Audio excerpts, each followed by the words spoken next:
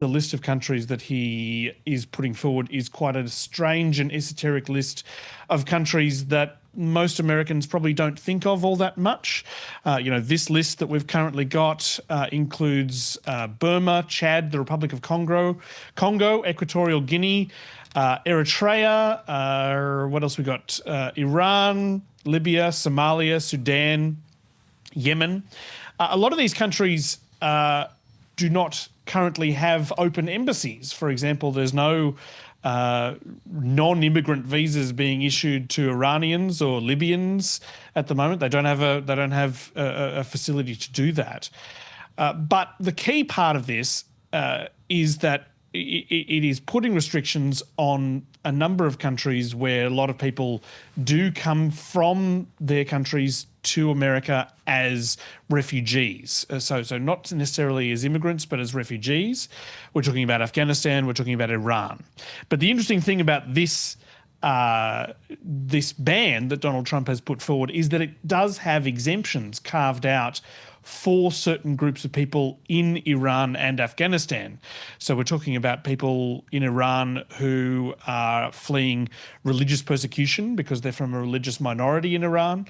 And there's a number of complicated exemptions for people from Afghanistan as well, depending on, whether they worked with American servicemen and women during the war in Afghanistan and that kind of thing. And those two things kind of make up the bulk of the immigrants from both of those countries.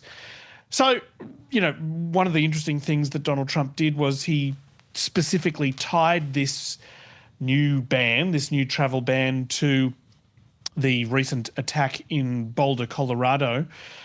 But the interesting thing is that the man accused of carrying out that attack, that allegedly anti-Semitic attack, was not from any of these countries. He was from Egypt, and he lived for a large amount of his life in Kuwait.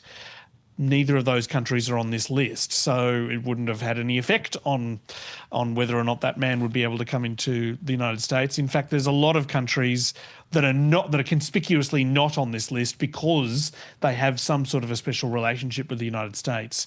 We're talking about countries like, the Emirati states in the Arabian Peninsula, Saudi Arabia, Egypt, lots of countries that have tight relationships with the United States leadership, with Donald Trump personally.